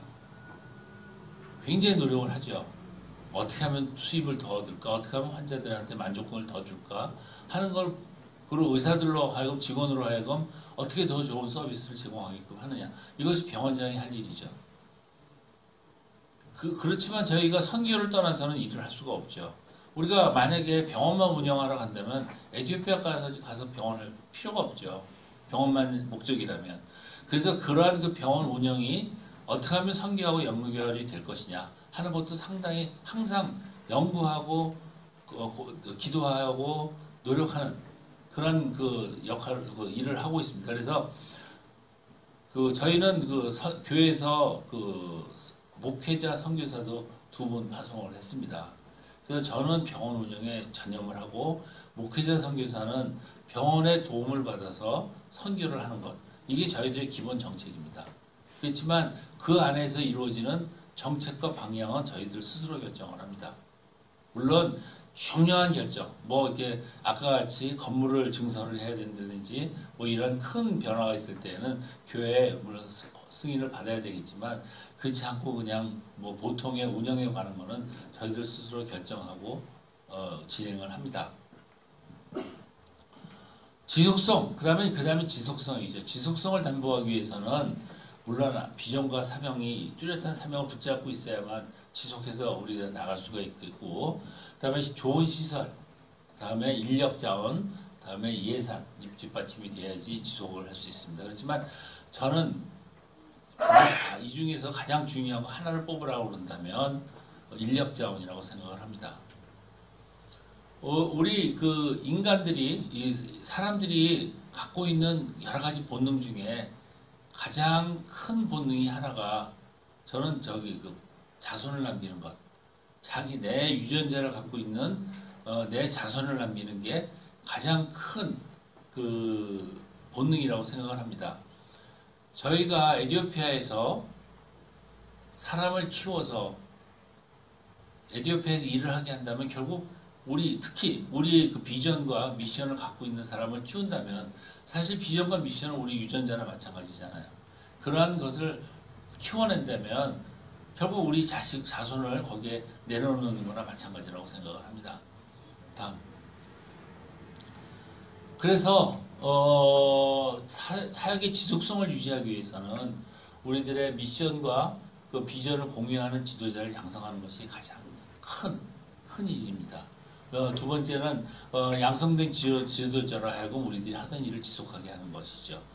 그래서 어떻게 하면 양성을 할 것이냐. 결국 그래서 의과대학을 시작을 했습니다. 지도하고 또 의과대학뿐만 아니고 앞으로 의사들이 지도자가 되기 위해서는 가야 될 길이 굉장히 많죠. 그거 마치면 전문의 해야 되죠. 전문의 마치면 세부 전문의 해야죠. 그 다음엔 임상 경험을 쌓아야죠. 하는 것들이 많은 단계가 있지만 그 단계를 잘 마치게 함으로써 정말 우리의 그 유전자를 갖고 있는 지도자를 현재 키워내는 것이 가장 중요하고 저희들이 가장 열심히 추구하고 있는 그런 일입니다. 그 사업의 현지화, 이게 결국 출구 전략하고 마찬가지입니다. 결국 저희는 에티오피아 옛날에 그 세브란스 병원을 설립했던 선교사님들이 했던 것처럼 병원을 설립하고 세브란스 의전을 설립하고 또 나온 졸업학생들을 미국에 보내서 전문의도 만들고 박사도 만들고 그래서 그분들로 하여금 세브란스 병원과 의과대학을 테이크하게 하고 그분들은 떠나가셨습니다. 저희들도 그걸 그대로 하고 싶습니다. 그리고 하고자 노력을 하고 있습니다. 그래서 그러한 것들을 성취하기 위해서는 결국 의과대학에서 또 앞으로 병원에서 얼마만큼 지도자를 잘 양성하는 것이 장성했느냐가 결국 우리가 추구했던 사업 목표를 잘 성취했느냐 성취하지 못했느냐의 갈림길이라고 생각을 합니다. 다음 세브란스 병원이 역사를 보면 그래서 세브란스 병원이 1885년에 광해원을 세웠고 뭐 제중원을 세웠고 다음에 그 1894년도에 제중원 의학교를 설립을 했습니다. 그리고 그 1904년에 세브란스 병원을 설립했고 그리고 1904년 세브란스 병원 설립할 때 남대문 교회도 창립을 했습니다. 그러니까 결국 병원 사업만 간 게 아니고 선교와 병원이 그 의료 사업이 같이 갔습니다. 그래서 저희는 저렇게 표현을 합니다. 그 바퀴도 이륜마차라고요. 이륜마차. 그래서 두 바퀴가 똑같이 굴러가야만 앞으로 가지. 만약 바퀴 하나가 안 굴러간다면 그 자리에서 맴돌 수밖에 없죠. 그래서 의료와 선교가 똑같이 발전하기를 원하고 노력을 하고 있습니다. 그렇지만 뭐 항상 똑같지는 않죠. 그렇지만 저희들이 기도하고 노력하고 또 노력을 하고 있습니다. 그래서 아마 똑바로 갈 거라고 이제 믿고 달려가고 있습니다. 그래서 뭐 저기 그 인턴도 했고 뭐 이런 식으로 해서 우리 에티오피아 세브란스 병원이 우리나라에서 했던 그러한 일들을 저희들이 그 역사를 고찰하고 그대로 가고자 굉장히 노력을 하고 있습니다. 다음 그 보면 우리가 사후교사님들이 세웠던 여러 가지 그 많은 병원들이 있었죠. 뭐 세브란스 병원도 있었고 광주기독병원, 안동성수병원, 뭐 계명대학교, 또 이화대학교, 또 고대 보면은 대학이 있는 병원들이 엄청나게 발전을 하고 자립도 잘합니다.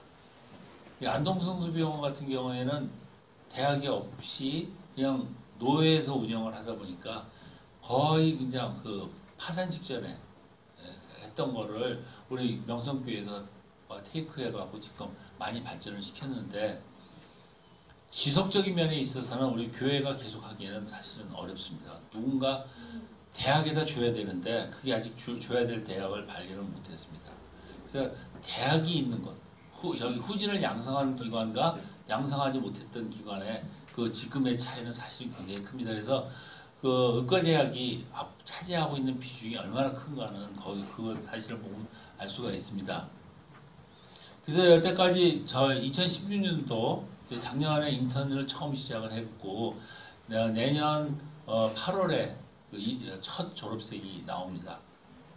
첫 졸업생이 나왔을 때 9월부터 전공의 과정을 시작하는 것이 굉장히 중요합니다. 그래서 전공의 과정을 준비하기 위해서 굉장히 노력을 하고 있습니다. 그렇지만 현지 의사들만 갖고는 그 진료과를 개설하지 않을 예정입니다.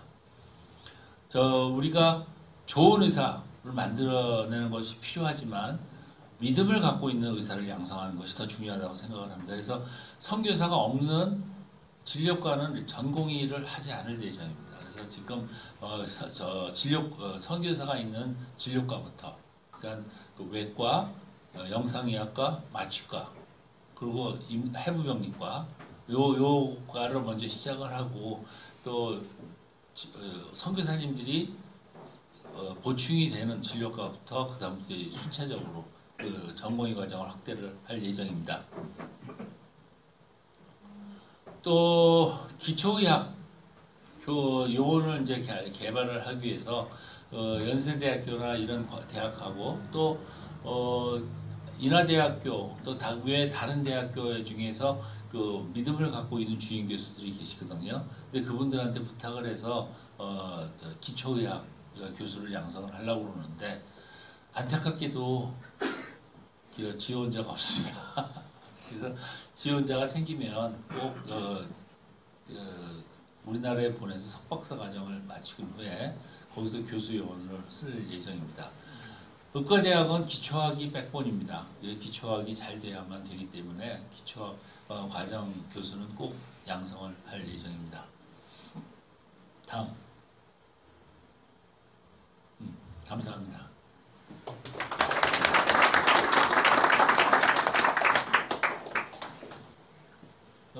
질문하고 토의하는 것을 더 많이 했으면 좋겠습니다. 이게 여태까지 제가 아까 처음 모두에 말씀드렸듯이 이게 결론은 결코 아닙니다. 지금 우리가 추구하고 있는 방향이 맞았는지 틀렸는지는 아무도 모릅니다. 아무도 모르고 우리가 맞았다고 생각하고 가고 있지만 여러분들 보시기에 이러한 것들은 더 이러한 면이 더 낫지 않겠느냐 하는 그런 서지션이 있으시면 얼마든지 언제든지 이렇게 제의를 해주셨으면 감사하겠습니다. 간호학교는 없어요? 예, 간호학과는 없습니다. 처음에 사실 간호대학부터 먼저 시작하려고 그랬습니다. 에듀페에서. 왜냐하면 간호대학을 하고 간호대학 졸업생 중에서 우수한 학생들을 중점으로 의과대학을 시작을 하려고 그랬습니다. 그렇지만 처음에 간호대학을 어플라이를 했더니 에듀페 정부에서 간호대학은 많다. 너희들 의과대학 먼저 해라. 그걸 간호대학 승인을 안 해줬어요. 의과대학부터 하라고. 그래서 뭐 등 떠밀려 갖고 의과대학을 시작을 했습니다. 그래서 간호대학뿐만 아니라 보건대학도 같이 할 것이 이제 하는 것이 저희들의 비전입니다. 왜냐하면 의사들만 갖고 병원을 할 수는 없거든요. 그래서 간호대, 영상법, 라디올로지대, 그다음에 라보라토리 이런 것들을 다 같이 하려고 추진중이었습니다. 예. 그리고 한국의 유학생을 보내가지고 이제 그 기초 교수들 양성하려고 하는데 어떤 유학생을 뽑아가지고 하려고 구체적인 계획? 기초학이라는 생리학, 병리학, 그다음에 생화학, 해부학 이런 그 기초의학들이죠. 양리학도 포함이 되고요. 학생들을 나름대로 이제 그 추천해서 보낼 학생들 어떤 요건들을 가지고 있나요? 우선 전 기독교 신자 아니면 안 보낼 겁니다. 네. 기독교 신자 중에서 뽑아서 보낼 거고요. 의과대학을 처음 우리가 학생들을 뽑을 때는 종교적인 구별을 둘 수가 없습니다. 에티오피아 법입니다.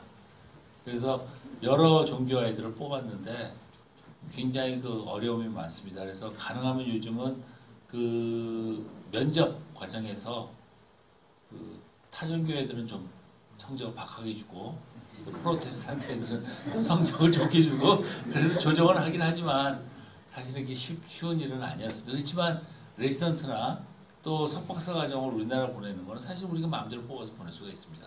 그래서 그 결국 마지막 최종 단계의 지도자는 그 프로테스탄트로 채우려고 합니다. 이게 세브란스 병원에서 우리 과거에 그 역사가 있죠. 병원을 발전하기 위해서 그때는 물론 이제 좋은 의사 풀이 많지 않아서 그랬는데 믿음이 없더라도 실력이 좋은 의사를 뽑을 것이냐 패컬티 멤버로 아니면 실력이 떨어지더라도 믿음이 좋은 사람을 뽑을 것이냐 굉장히 큰 갈등을 했어요. 사실 우리도 똑같은 조건입니다. 지금 우리가 의사도 많지 않고 전문의는 너무 더 없습니다. 기록 전문의 모집한다고 광고 내면 아무도 어플라이를 하지 않는 경우도 있고요. 어플라이하면 기껏해서 1명 정도 어플라이하는 경우가 있습니다. 그때 선택의 여지가 없을 때도 사실은 많습니다.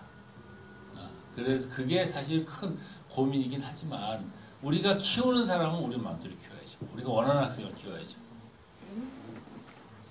네.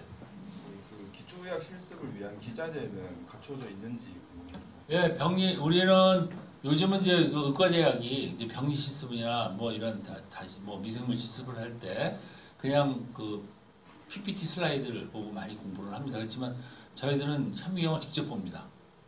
이게 현미경을 보는 이유가 어떤 때 현미경을 직접 보면은 케이스 보는 게 좀 더 범위가 넓지는 못하겠지만 현미경을 만짐으로써 좀 더 이렇게 좀 친숙해지라고 해서 현미경을 도입을 해서 현미경을 직접 씁니다.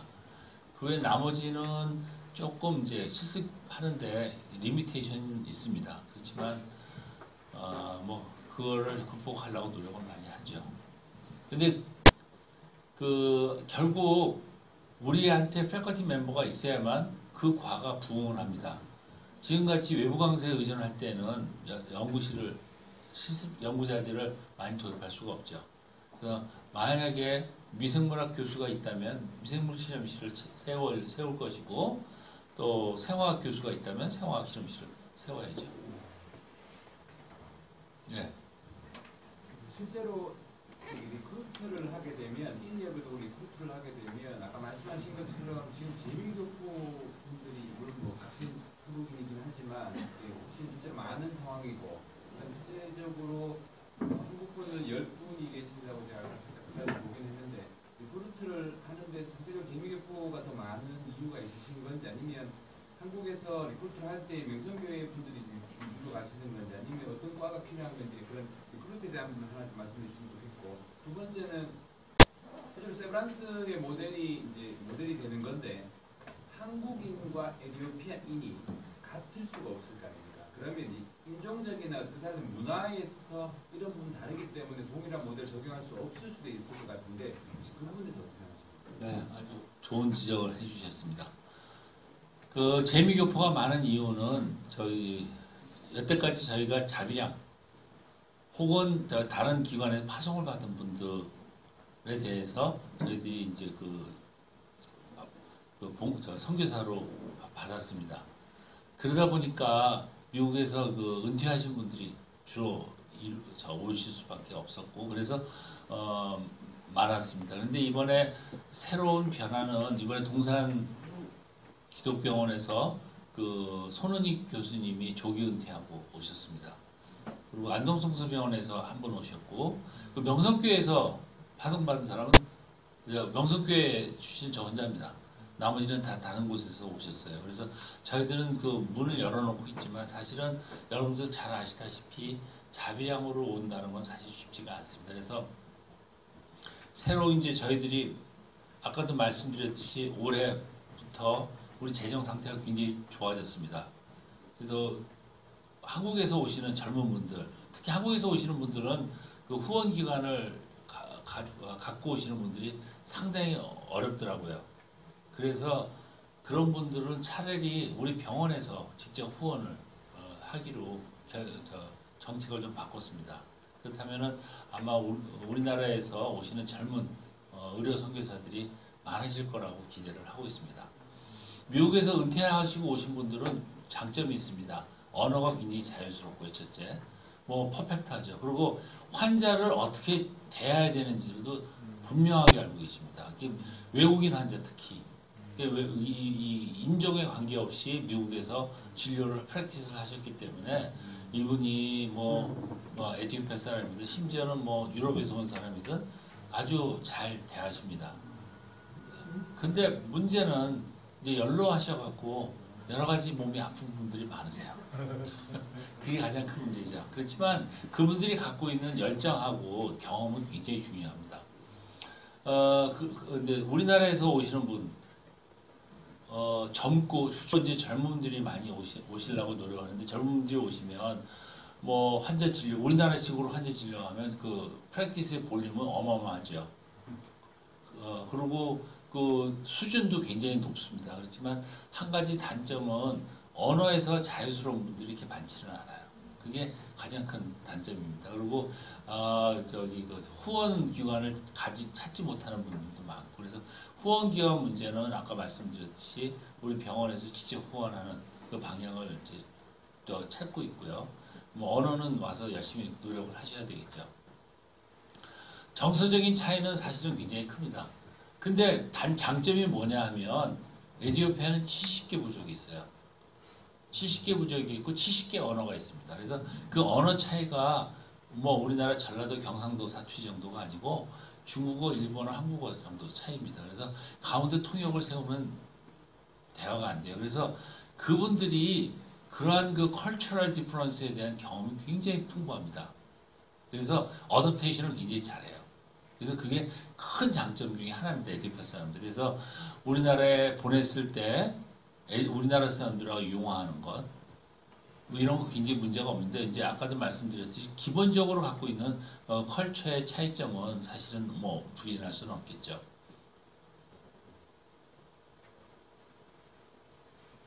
예.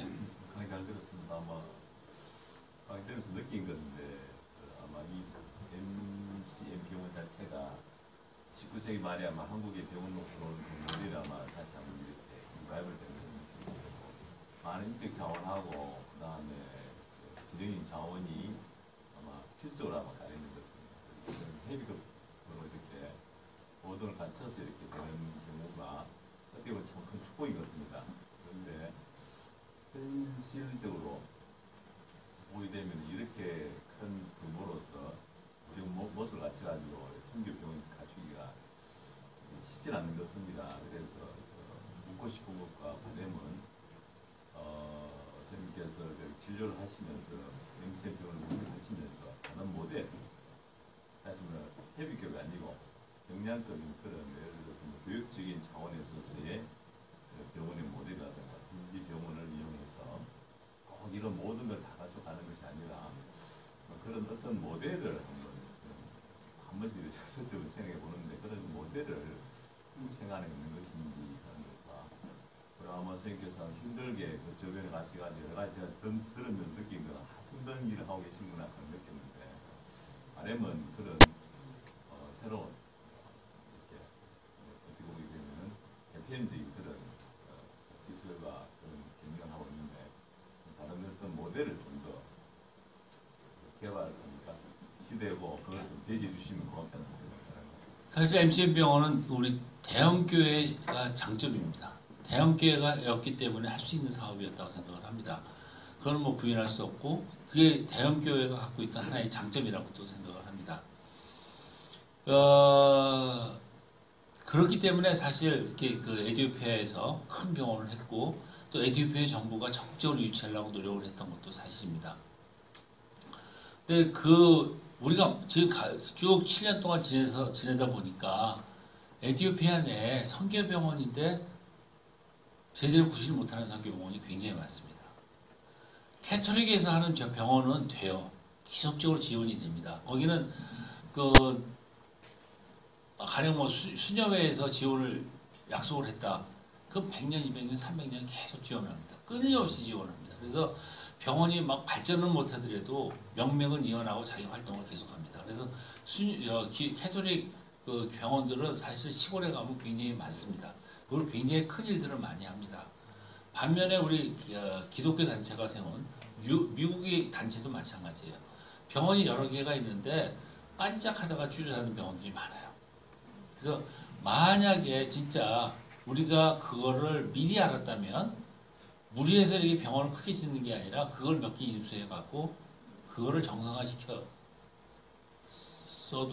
되지 않았을까 하는 게 지금 제가 갖고 있는 생각입니다. 그래서 만약에 진짜 병원을 사역을 제대로 병원을 하고 싶으시면 병원을 할 계획이라면 짓는 것보다 시작하는 것보다 남이 하던 것을 인수받아서 살려놓는 것도 하나의 중요한 좋은 사업이라고 생각을 합니다. 이게 에티오피아뿐만 아니라 아프리카 전역에 있습니다.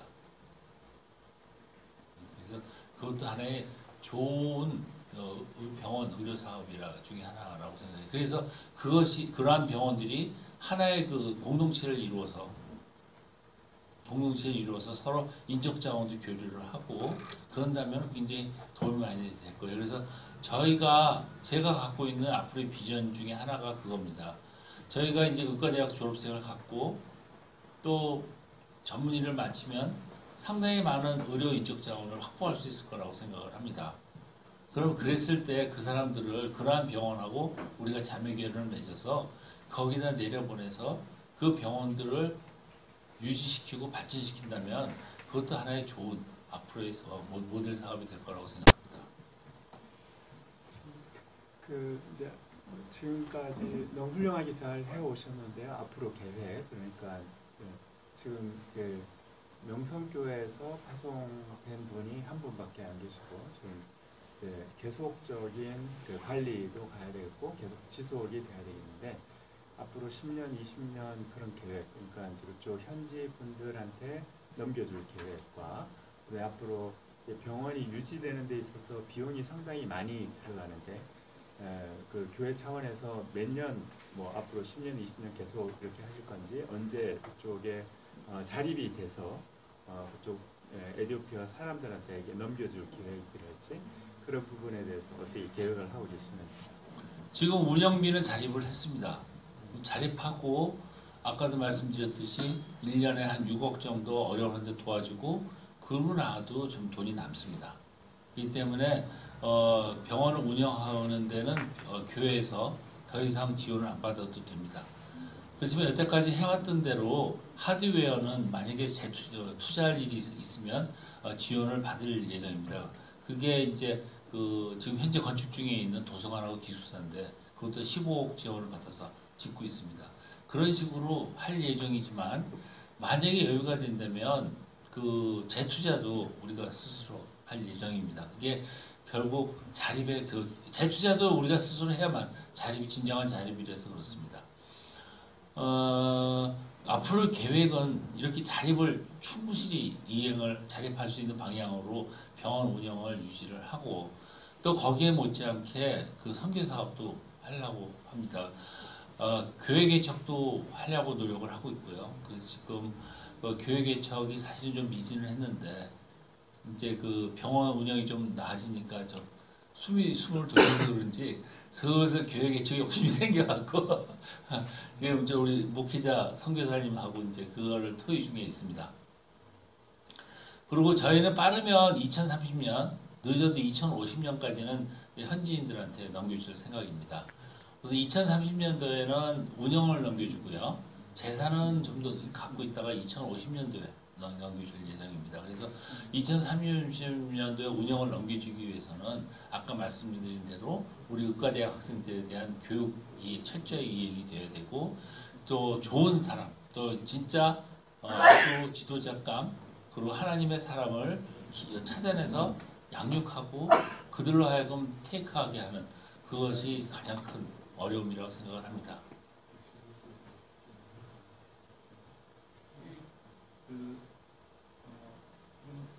의견을 나누거나 동참하고자 하는 뜻을 가졌을 때 접촉할 수 있는 공식적인 루트, 어떤 루트를 통해야 됩니까? 아니면 저 홈페이지를 통해서도 되고요. 저한테 이메일 보내주셔도 되고 아니면 우리 교회 선교부를 통해서 지원하셔도 되고 그렇습니다. 현재 병원에서 아프리카 특성상 모바일 사업이나 공중보건에 관련된 그런 사역들도 추진하고 있습니다. 예, 모바일 사업 하고 있습니다. 그래서 모바일 사업을 좀 더 확대시킬 예정입니다. 여태까지 저희들이 여러 마을을 이런 식으로 이제 돌아가면서 했었는데 예, 그걸 바꿔서 당분간 한 마을만 나갈 생각입니다. 멀지 않은 곳, 에티오피아 아디스아바바에서 멀지 않고 쉽게 우리가 액세스가 가능한 곳을 선정을 해서 하고 의과대학 학생들의 그 커리큘럼에 포함시키려고 그럽니다. 아디스아바바 출신들은 시골 한 번도 못 가본 친구가 많아요. 시골에 가면 자기네 동포가 맨발로 다닌다는 걸 상상을 못하는 애들이 많아요. 그래서 걔네들을 끌고 가서 그런 모습을 보여줄 생각입니다. 그래서 가서 보고 느끼라. 이게 네 국민들은 니들이 책임져야 된다 하는 거를 심어주려고 노력을 하기 위해서 모바일은 좀 더 확대를 시키려고 합니다. 지금도 모바일 하고 있고 또 의과대학 학생들은 한 달에 2번 토요일날 그 소셜 커뮤니티 서비스라고 해서 나가야 됩니다. 강제로. 그래서 고아원이나 양로원, 장애인 진료소 이런 데 가서 봉사를 해야 됩니다. 봉사를 하고 나머지 2주일 동안은 자기네들의 사례 발표를 시키고는 있습니다. 그렇지만 그거 갖고는 충분치 않은 것 같아서 이제 모바일을 데리고 나갈 예정입니다. 초단기나 단기 프로그램 참여할 수 있는 게 있습니다. 그 에티오피아는 역시 그 의료법이라는 것이 있어서 의사 면허를 취득해야만 환자 진료를 할 수가 있습니다. 그래서 비록 서류 심사만으로 의사 면허를 준다 하더라도 그 서류 심사 기준이 굉장히 까다롭습니다.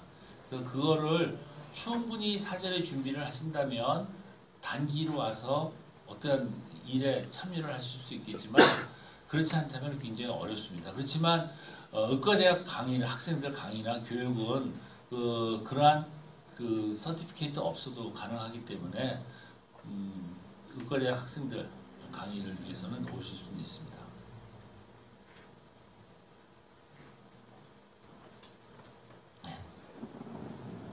좋은 말씀 감사하고요. 늦게 와서 좀 잘 모르겠는데 몇 가지 여쭙겠습니다.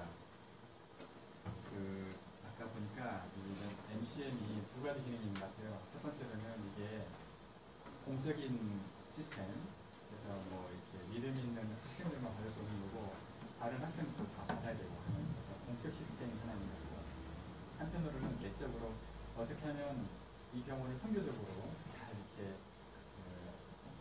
셋업해가고 또 한 가지는 이 학교를 통해서 좋은 기록 의료인들을 잘 양성해서 복음의 선한 영향을 미치게 할 것인가, 이것이 이게 축이 같이 있는 것 같은데 정말 지혜가 많이 필요한 것 같습니다. 그랬을 때 이 의과대학 학생들 중에는 그래도 믿음이 있는 애들도 있는데 이들도 어떻게 정말로 이 주님의 사랑으로, 믿음의 사랑으로 졸업 후에도 이 더 좋은 조건을 찾아서 떠나가는 게 아니라 정말 자기 민족의 아픔을 마음에 안고 이 이디오피아 아니면 이 아프리카의 어려운 지역에 주님 내가 가겠습니다.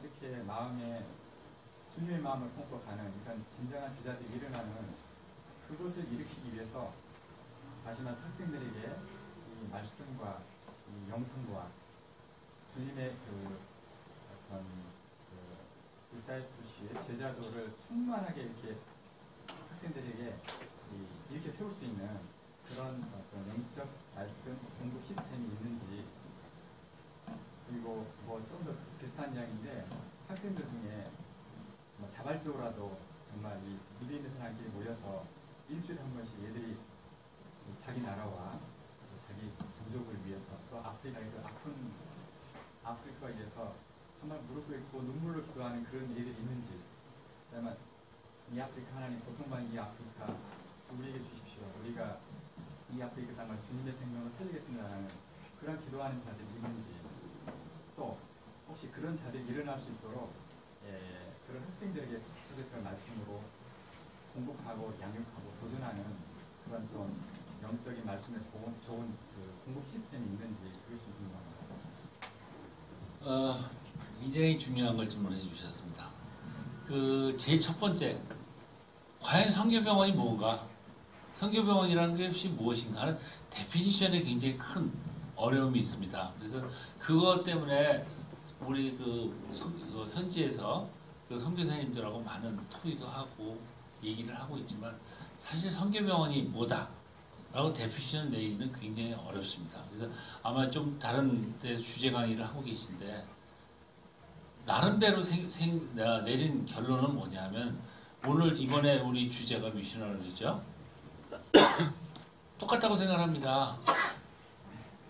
하나님의 사람이 병원에서 일을 하는 곳이 선교병원이라고 생각을 합니다. 거기서 무슨 일을 하느냐가 중요하기보다도 그래서 거기서 일을 하면서 직원이나 환자나 보호자들한테 자연히 녹아 들어가는 그것이 제일 중요한 사역이라고 생각을 합니다. 그래서 그걸 위해서 노력을 하고 있고요. 그래서 그렇다면 학생들한테 과연 가장 좋은 방법 무엇일까? 붙잡아다 성경 공부시키는 게 좋을까요? 전 그렇지 않다고 생각을 해요. 공부하기 바빠 죽겠는데 당장 내일 시험인 애들 끌어다가 너 성경 공부해. 그리고 앉혀갖고 공부시킨다면 걔네들이 과연 그 성경 공부를 통해서 그 복음을 받아들일까요? 난 그렇게 생각을 안 합니다. 그래서 저는 가장 중요한 거, 가장 좋은 방법은 멘토십이라고 생각을 합니다. 과연 선교사님들이 많은 분들이 계셔서 10명이면 10명, 뭐 8명이면 8명을 진짜 내가 데리고 내 자식처럼 그 애들 고민도 들어주고 진로에 대해서 상의도 해주고 또 복음에 대해서 서로 얘기도 나누고 그런다면 그게 가장 좋은 그 믿음의 제자들로 키우는 길이라고 생각을 합니다. 그렇지만 이 문제는 뭐냐면 그 미국에서 은퇴하고 오신 분들이 장기간을 못해요. 그러니까 신학기 때 받았던 애들을 졸업할 때까지 케어를 못합니다. 도중에 가버리고 다른 분이 오시고 그러니까 그 멘토십이 제대로 이루어지지는 않고 있습니다. 그래서 그게 사실은 제일 가슴이 아프고 어려운 중에 하나입니다. 그 멘토십이 아닌 다음에는 애들을 양육할 수 있는 방법이 사실은 의과대학에서 별로 없습니다. 별로 없고. 그 대신 아까 말씀하신 대로 정말로 애들이 믿음을 갖고 기도하는 애들 많습니다. 이번에도 그 우리 김영원 장로님이 이제 전립선암으로 미국에 저기 방사치료 RT를 받으러 가셨는데 애들이 모여서 기도합니다. 먼저 번에 그 닥터 치청이 C형 간염에 걸렸을 때도 애들이 모여서 기도했어요. 그런 걸 봐서는 아마 장래에 희망이 있습니다.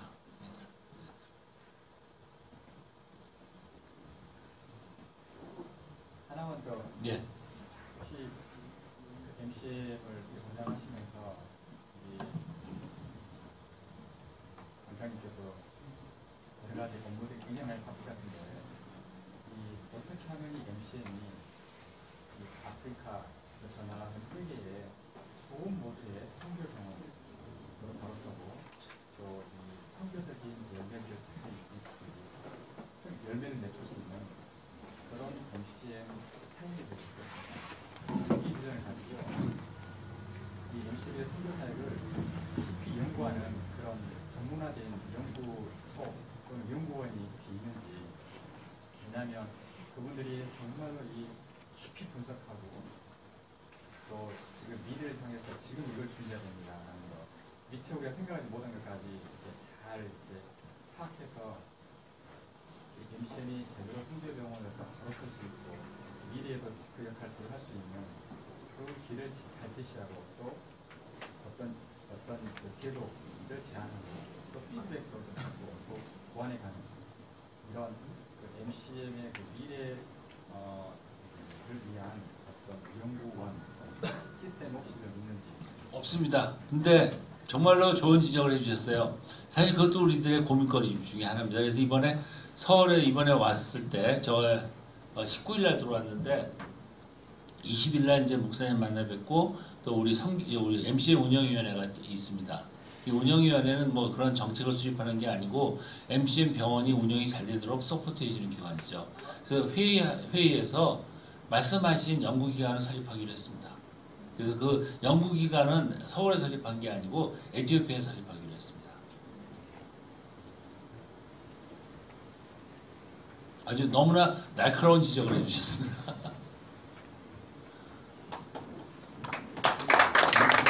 감사합니다.